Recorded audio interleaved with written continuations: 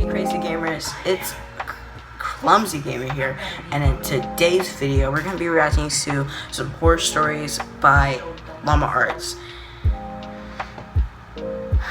Llama Arts is good. You can go check them out. I'll leave the link in the description down below. But go ahead and subscribe, like, and share this video to anybody. And click that bell button so you can get notified every time I upload a new video. So we're checking out 14 horror stories animated by Llama Arts. Let's get into it.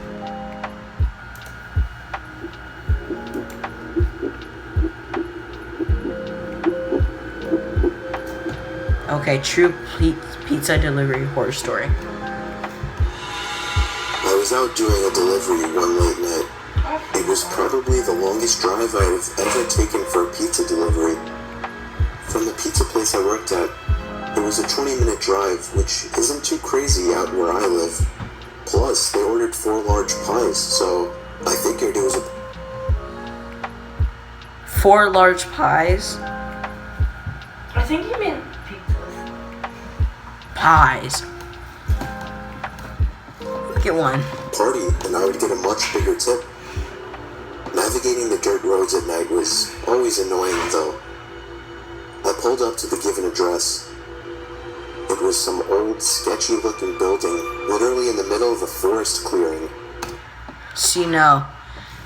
If you order from a creepy location, you'd rather just pick it up yourself. Or have someone to pick it up for you.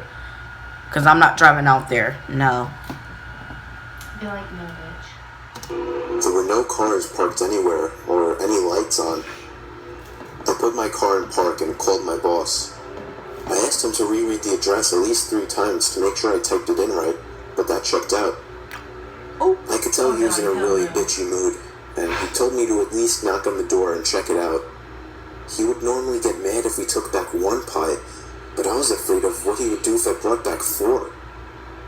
I was insanely unnerved, but got out anyway and forced myself to the front door of the building.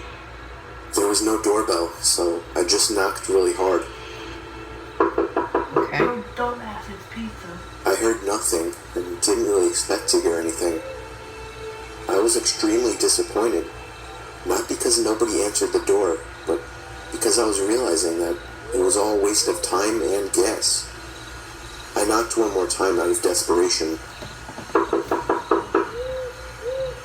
and then began to hear some kind of rustling noises from inside of the building.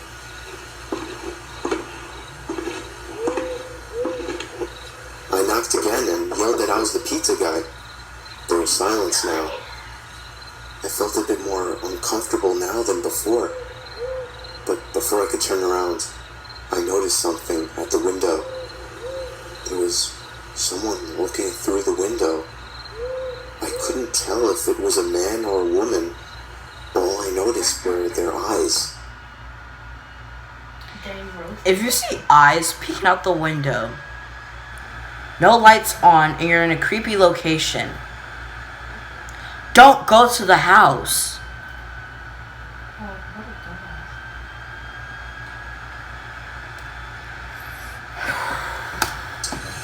Their eyes were open wider than I knew possible, staring intently at me. I was disturbed enough by this and dropped the pizzas and ran back to my car. The shitty thing wouldn't start until turning the key for the 3rd time. I drove off the grass and back onto the dirt road, but I felt the car rocking about, shaking and bumping. Something wasn't right. I didn't make it far from the building before I started hearing a sharp scraping sound coming from outside. There was so much resistance that I couldn't even drive. The car came to a stop. I got out of the car to check what the hell was wrong. A chill ran up my spine as I began to feel like my heart was constantly skipping beats. My tires had been slashed and had completely fallen off the rim. Not just the front though. All 4 tires were slashed. I realized somebody did this when I was knocking on the door to that building.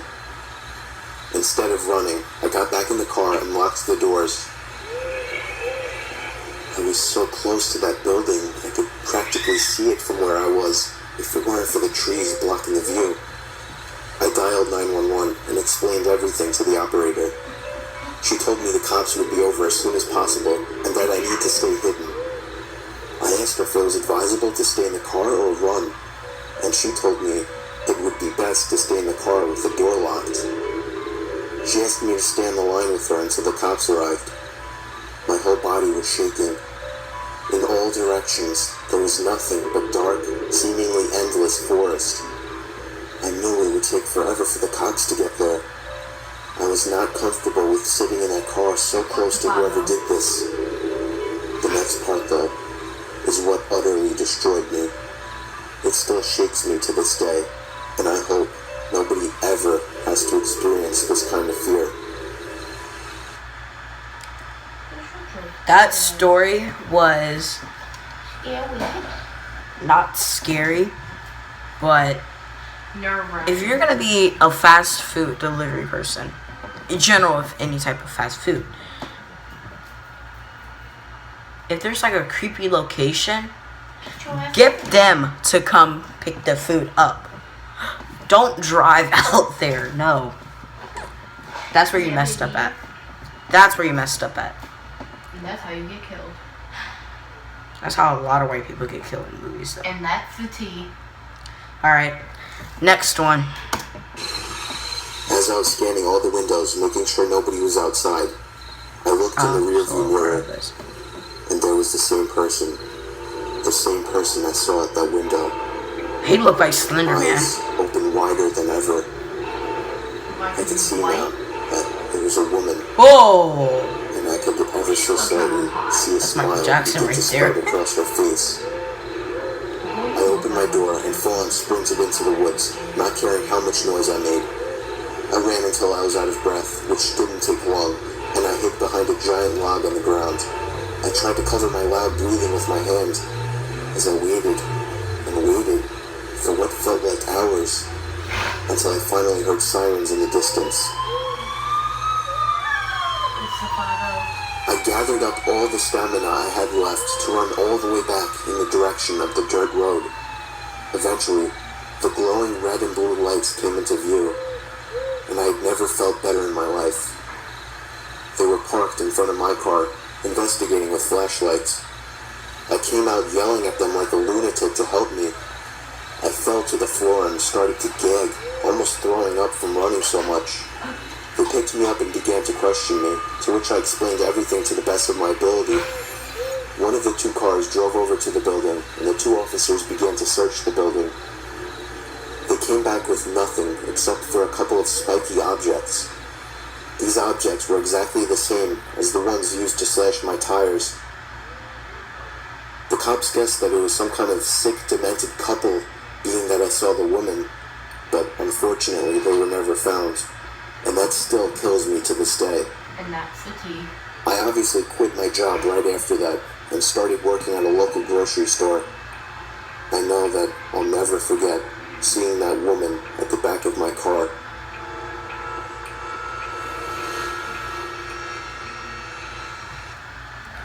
Don't tell me you saw that. You saw That story was BS. good. Interesting. But tell me y'all saw that creep thing peeking out the corner. From the shelves. I don't know what to say. That was creepy.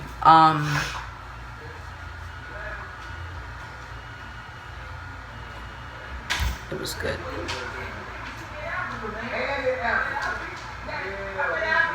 Alright, next one.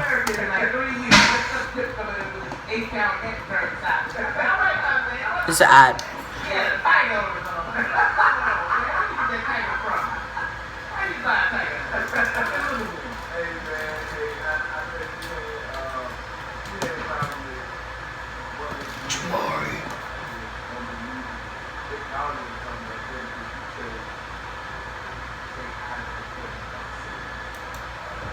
Alright, let's do this.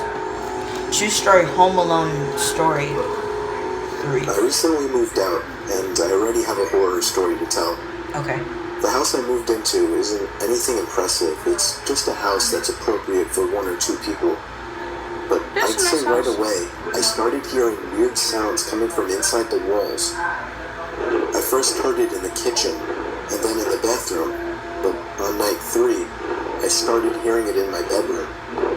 I was sure there was some kind of animal living in my walls. I just had to figure out how to get rid of it. The next morning, I didn't even have enough milk to fill the bowl of cereal. I couldn't believe I hadn't realized I needed more milk. In fact, I seemed to be eating up all of my food pretty fast. I woke up in the middle of that night to the sound of breathing. Not my breathing. It sounded just like the breathing of a person. I flipped the lamp on and it stopped. I chalked it up as my mind playing tricks on me after waking up. The next day was really hot, so I turned on the AC for the first time. I checked every single vent, and some of them weren't blowing any air. One of them being the vent right next to my bed. I peered through the vent with a flashlight. There wasn't even a duct behind the vent. It was just the inside of the wall. It seemed that whatever air duct was in there had been removed. Unfortunately, I didn't look into the air conditioning system while buying the house, so I didn't know about this. That night, I had to sleep in the heat with no AC, so I was up pretty late, constantly rolling around and flipping the pillow over. Then I eventually started to hear the breathing again, but this time I was fully awake. I knew it was real this time. It was coming to my left. I looked to my left at the air vents. The sound was surely coming from in there. I grabbed the flashlight again and shined it in through the vent. I dropped it and screamed. There was someone's face.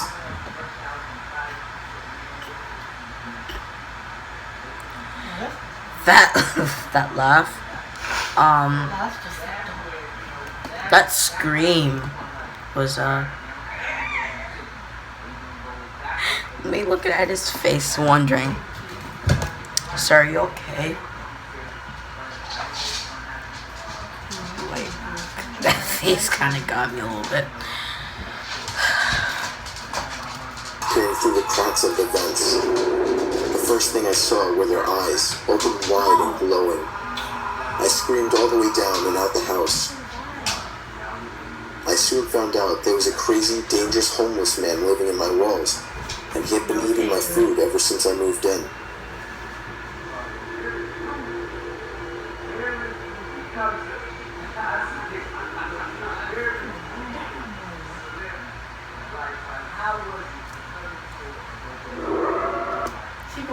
So that was the 3rd story, and now we're on the 4th story.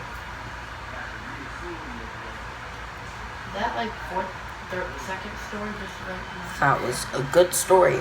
Now we have the true hunting story. I don't know why I did it like that. Let's go ahead and get into it. Okay. I was doing some night hog hunting in the woods near my backyard. I was hiding in the tower I had built about a decade ago. In case anyone's wondering, I of course had a night vision scope attachment.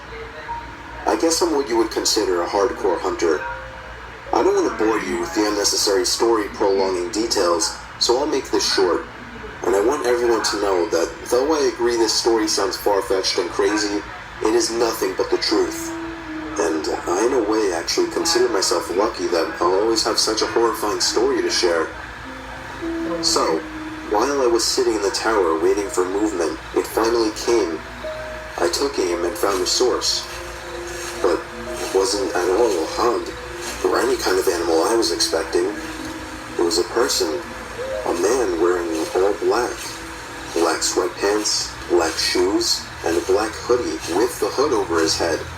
But that wasn't the freakiest part. He was dragging a sack behind him. Did you see a guy in the woods carrying a sack, a bag, wearing all black, He kills someone. walk away, We'll shoot their ass. and just pretend you didn't see it? My heart started racing. I was pretty sure I was witnessing this guy trying to bury a body. I continued to watch him, but then he slowed down, and I swear to God, it looked as if he turned his head up to me. I ducked down under the wooden walls of the tower, shaking in my boots. Yes, I had a gun, but just the idea of using it against a person was horrifying. I lay low, praying to God that he hadn't seen me. It wouldn't make sense if he could, though. It's practically pitch black out here, or at least that was my logic. Seconds felt like an eternity as I waited for the footsteps in the leaves to move elsewhere, but I didn't hear any footsteps. All I heard was the sound of a foot hitting one of the wooden planks on the ladder of the tower. I felt the entire tower vibrate and shake as there were 2 more steps moving up the ladder. At this point, I was asking myself deep down, am I going to be able to shoot someone? But for some reason, whoever was down there decided not to climb all the way up, as I heard them jump back down to the forest ground and began dragging the sack away. I think I stayed frozen like a statue for at least 10 minutes before even peeking over the ledge again. The coast seemed clear. I had to get home and warn the police immediately. I hopped over the ledge and descended down the ladder. I turned on my pocket flashlight, which in hindsight was a stupid move considering the situation, and ran back in the direction of my house. I was only able to run for about 10 seconds or so when I heard the rapid, manic footsteps crunching the leaves from behind me. I took a look over my shoulder, and there he was, inches away from my face. I spun around and shot him in the shoulder. He stopped and screamed in agony, and I took that moment to finish my dash to my house. Again, in hindsight, I should have held him hostage somehow, but that doesn't even matter now. I called the police, who showed up within 15 minutes with a whole search squad, and I led them all into the woods to the exact location where I shot him. There was a faint... Let's talk about the point in this video. On the right hand side near the police car, there's a body bag. I thought that he only shot him in his shoulder. I don't know. I mean, you could bleed out. He had noticeable blood trails spilled onto the leaves, which led past the body bag, which the cops seized, and eventually right to the maniac, who was hiding under a... Oh, the body bag was the bag that he was carrying. Makes sense. ...log next to a tree. He was arrested and tried for the murder of Jin Quen Sakanaki, a Japanese corner store owner. I don't know the full story behind it, but I do know I won't forget this one for the rest of my life. And I'll also be telling it for the rest of my life. Oh, yes, that word. Yeah, I forgot. So we have another ad. But that story was kind of freaky. If you see someone in the forest carrying a body bag, run. Don't make a noise, but run.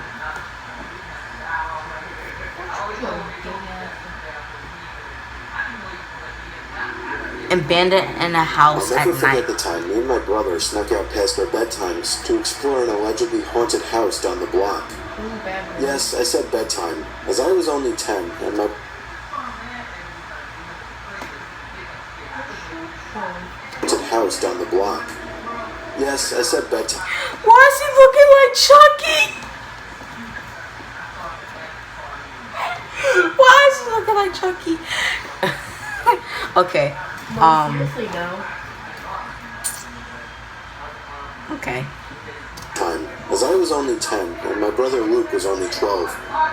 When our parents said goodnight to us, I went to Luke's room, and we took a couple hand-powered flashlights with us, and hopped outside through the window. Luckily, his room was on the first floor.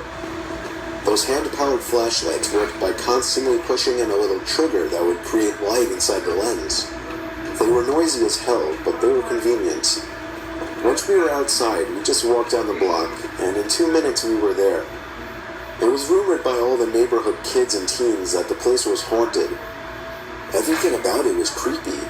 The older, more antique design of the house, the isolation from the rest of the houses, and the broken windows and rotting wood. It seemed perfect for a horror movie. We went around to the backyard. This was all my curious and confident brother's idea. I was scared shitless. The door was locked, as expected.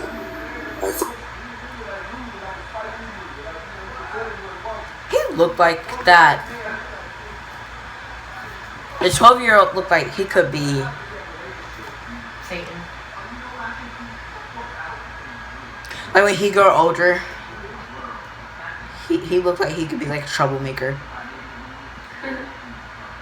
Sounds like me. I can see it. And then little Chucky kid.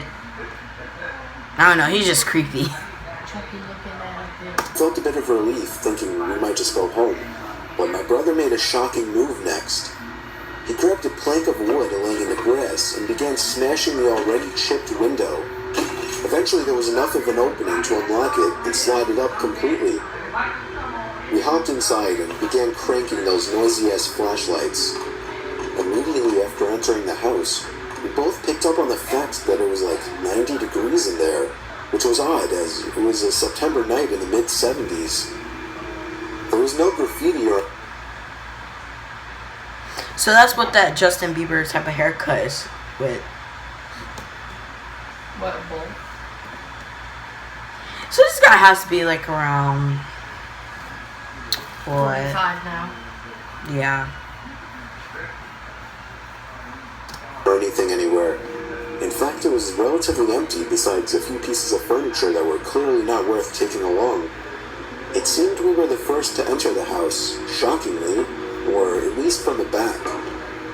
We went upstairs to the main floor from the little den area and continued cranking the flashlights. That's when we heard the slightest crack in the floorboards from right above us. We both jumped. I tugged for Luke to leave, but he told me the place is old as hell. It's just house noises. I stopped cranking the flashlight at this point, and I urged Luke to do the same, but he only called me stupid for suggesting something so ridiculous. Then there was another crack in the floorboards from above us. He began walking upstairs. I didn't want to go up there, but I was not about to stay down there alone.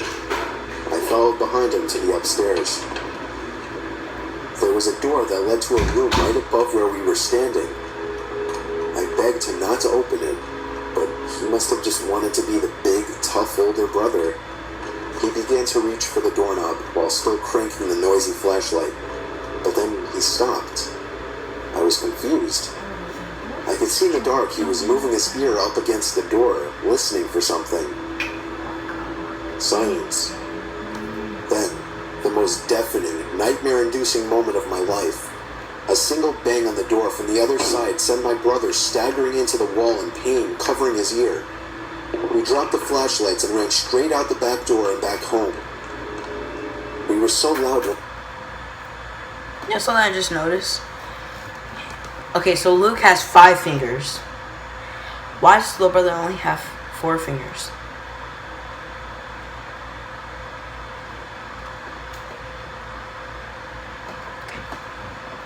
When we got back that our parents found us out.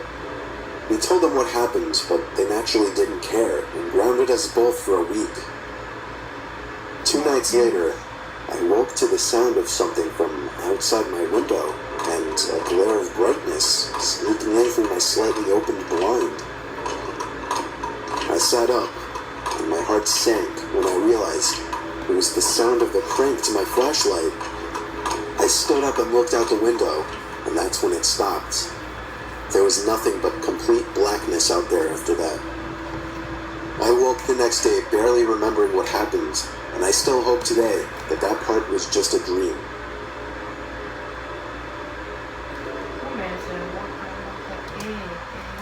Okay guys, I hope you guys liked this video. If you guys did, please give me a like, comment, and subscribe, and hit that little bell button so you get notification every time I post and upload a new video.